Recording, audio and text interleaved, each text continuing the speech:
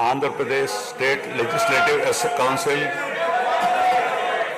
Honorable Speaker, Andhra Pradesh State Legislative Assembly,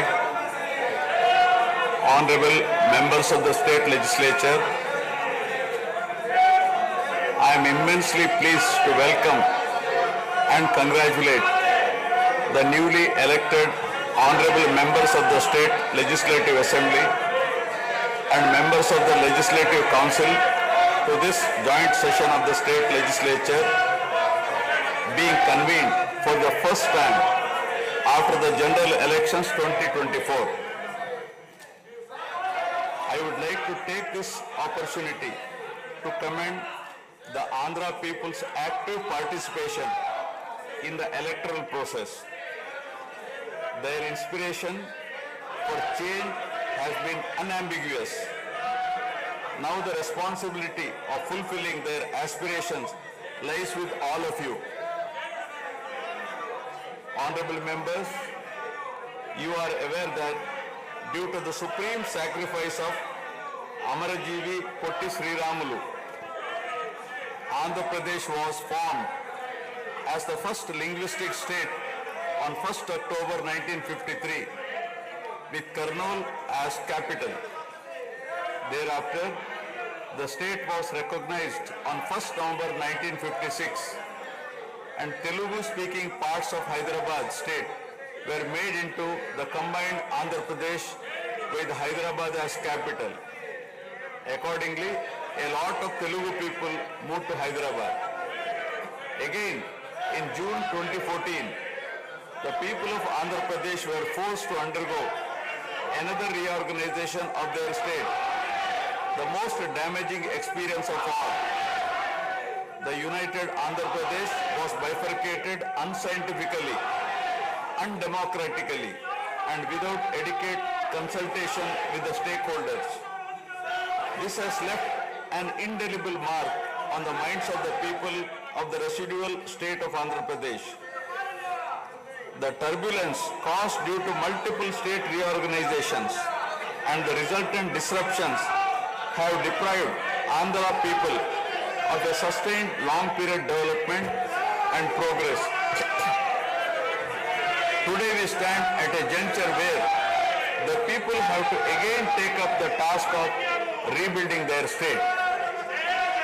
As time has progressed, it has become evident that the Andhra Pradesh Reorganization Act 2014 does not compensate enough the residual Andhra Pradesh for the loss of prosperity and development opportunities. The state bifurcation has imposed an unprecedented strain on the economy of the state. There are patent inconsistencies in distribution of assets and liabilities,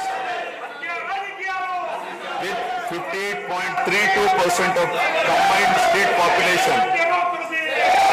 The unscientific bifurcation caused the state to inherit only 46% of the resources, financial loss on account of loss of Hyderabad city, disproportionate debt burden, loss of access to public institutions, loss of national institutions, Government of India PSUs and institutions of higher learning, etc.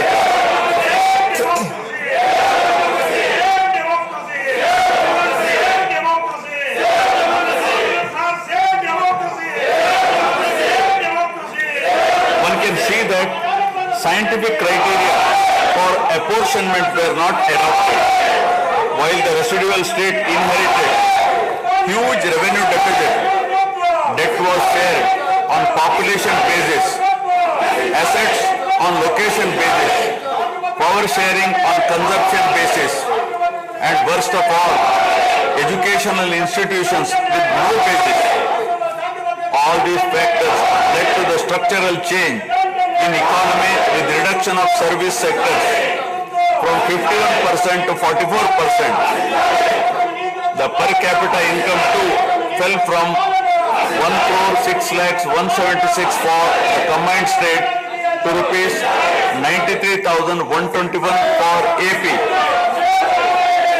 What notwithstanding the adverse impact of the state bifurcation and undaunted by challenges such as budgetary constraints, infrastructural deficiencies, and unresolved issues, the government converted every crisis into an opportunity during the period 2014 to 19. The government had laid a solid foundation for a vibrant, sunrise Andhra Pradesh.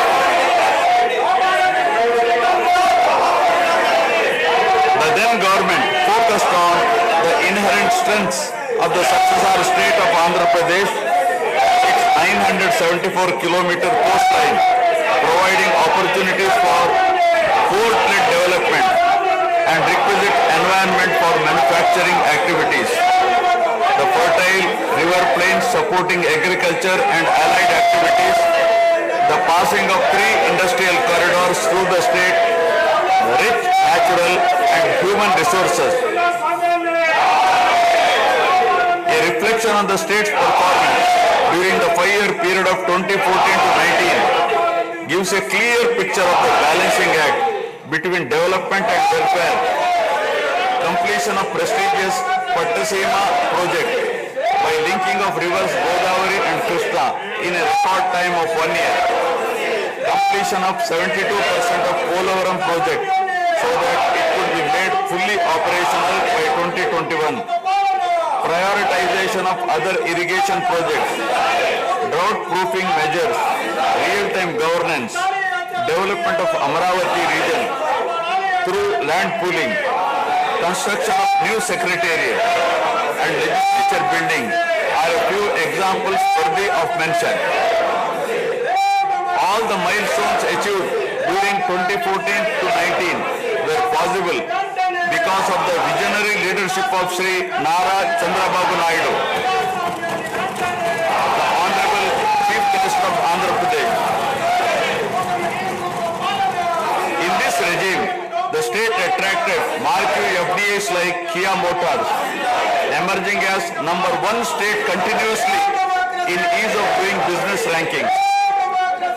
Under his able leadership, the state attracted several investments in various sectors.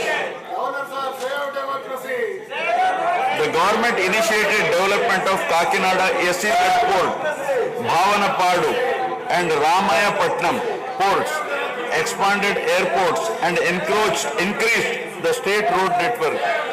The development of infrastructure was balanced with welfare measures such as increase in old age pension, farm loan waiver, scholarships to students, construction of houses, etc. These development and welfare measures led to compound annual growth of 13.5% between 2014 to 19. While the state was set to take off on the path of high growth, the change of regime in 2019 again brought back the disturbing time for the nascent Andhra Pradesh. The state that already bore front of bifurcation in 2014 was rather unfortunate to have witnessed yet another bigger debacle in the form of inept governance, where the people were threatened and officers demoralized. In fact, the damage and losses during the period 2019 to 24 have been more severe compared to the state reorganization in June 2014. The government that assumed charge in 2019 started a destructive note with demolition of Praja Vedike that continued unabated till the end of the regime 2024. During this regime, democracy was at peril. People were in a state of fear and hardly enjoyed any freedom of living.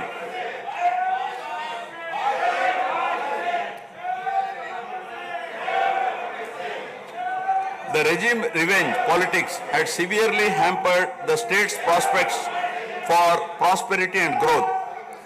Even the Honorable High Court of Andhra Pradesh had sought to convene a judicial inquiry into whether there is a constitutional breakdown in the state. The biggest damage was done to the brand AP. No noteworthy companies came forward to invest in the state. The corrupt practices at all levels, coupled with weaponization of instruments of governance across revenue earning departments for personal gains, sabotaging of checks and balances, made several state institutions and private companies defunct and forced the existing enthusiastic investors and entrepreneurs to move out of Andhra Pradesh to other states. The uncertain environment which rocked the confidence of the people in general and investors in particular started showing impact on the state finances, leaving them in a mess. Fiscal prudence was abandoned. Expenditure was beyond means in spite of limited revenue growth, and debt and liabilities rose sharply. Financial management is manifested by diversion of funds, higher taxation despite high inflation, increase in power sector liabilities, neglect of capital expenditure which eventually resulted in slowing down of the economy. The enormous gap in resources was sought to be met repeatedly by borrowings through corporations and forcing them to spend on government expenditure, and in the process weakening the corporations.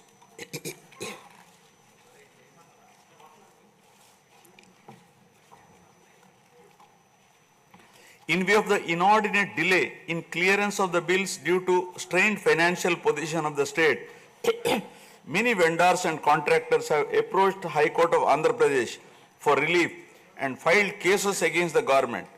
About 25,000 cases have been filed for bill payments, which is unprecedented. The sheer number of contempt cases with personal appearances and arrest warrants against officials in several cases resulted in systematic humiliation and victimization of bureaucracy.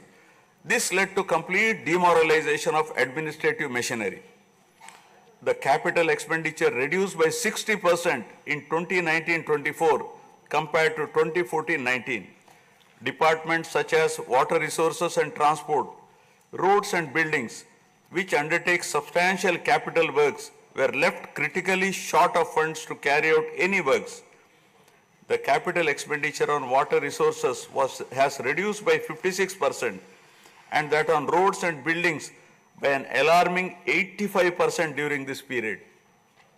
The compound annual growth rate of states-owned tax revenue slipped from 12.8% to 8.1% during this period. On the other hand, the revenue expenditure increased from 7.8% to 10.5%, whereas the capital expenditure growth declined steeply from 26.4% to 3.4%. Lower share of capital expenditure to public debt occurred during the period 2019 to 24 is a clear indicator that the government met revenue expenditure also through borrowed funds. The CAGR in per capita debt has been higher at 14%, while the CAGR in per capita income is only 9.7%. This reflects the fiscal profligacy of the previous regime, as no capital formation took place. The Amaravati capital region, envisioned as the focal point of growth for the nascent state of Andhra Pradesh, was totally destroyed. With an attempt to scrap the Amaravati dream, the government confused the people with its malicious three capital cities idea under the guise of decentralized governance. During the period 2019-24,